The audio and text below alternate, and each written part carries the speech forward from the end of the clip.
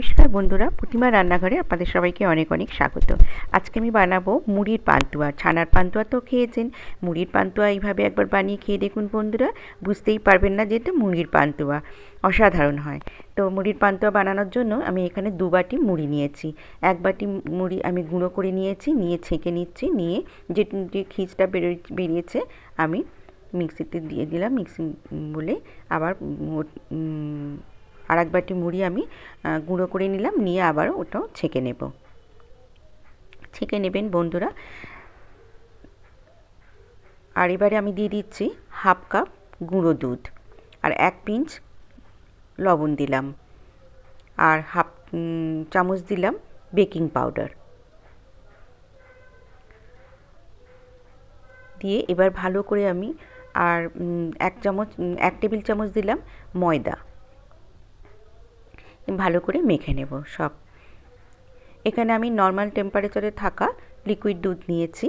1 চামচ করে দিয়ে অল্প অল্প দুধ দিয়ে আমি ডোটা মেখে নেব।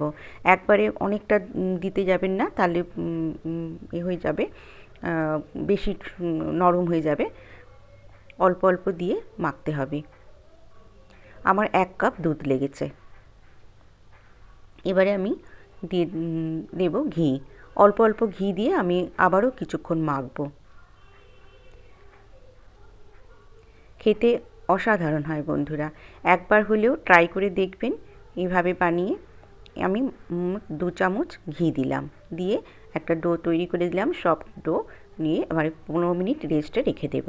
এখানে আবার চিনির শিরাটা বানিয়ে নেব। বানানোর জন্যে আমি 2 কাপ জল দিয়েছি, এই কাপের 2 কাপ জল দিয়েছি, আর 1 কাপ চিনি দিলাম।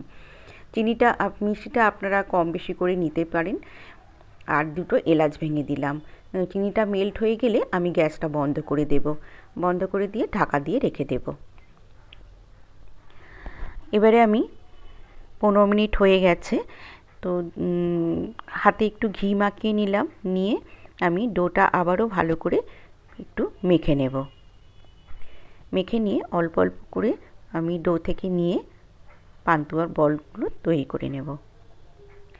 দেখুন, একদম মসৃণ করে বলগুলো বানাতে হবে, যেন ক্র্যাক না থাকে। এইভাবে সব পান্তুয়ার বলগুলো আমি বানিয়ে নিয়েছি। এবারে আমি ভেজে নেব।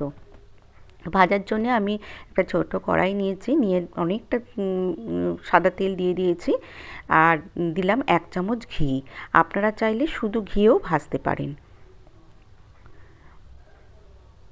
এবারে হালকা ঘিটা মেল্ট হয়ে গেলে, হালকা তেলটা গরম হয়েছে, আমি এবারে পান্তুয়াগুলো ভেজে নেব। দিয়ে কয়েক সেকেন্ড আমি হতে দেব, তারপরে আস্তে আস্তে আমি উল্টে দিচ্ছি। দেখুন, এইভাবে ভেজে নিতে হবে, ব্রাউন কালার করে ভেজে নিতে হবে। সবগুলোই আমার ভাজা হয়ে গেছে। দেখুন, এইভাবে আমার সবগুলো ভেজে নিলাম। এদিকে আমি গ্যাস জেলে আমি চিনি শিরাটা বসিয়ে দিলাম, হাই ফ্লেমে রেখেছি। এবারে আমি পান্তুয়া বলগুলো দিয়ে দিলাম। হাই ফ্লেমেই আমি 3 মিনিট প্রথমে ফুটিয়ে নেব। আমি ঢাকা দিয়ে দিলাম। 3 মিনিট পরে ঢাকা খুললাম। দেখুন, পান্তুয়াগুলো বেশ বড় বড় হয়ে গেছে। আর আমি ঢাকা দেব না, এইভাবেই 2 মিনিট আরও ফুটিয়ে নেব। নিয়ে আমি 2 মিনিট পর গ্যাস বন্ধ করে দেব, দিয়ে 30 মিনিট ঠান্ডা করে আমি একটা বোলে সার্ভ করে দেখাচ্ছি। আমার চ্যানেলে নতুন বন্ধু হলে আমার চ্যানেলটিকে সাবস্ক্রাইব করে দেবার অনুরোধ রইল বন্ধুরা। লাইক করবেন, কমেন্ট করবেন, শেয়ার করবেন সবার সাথে। টাটা।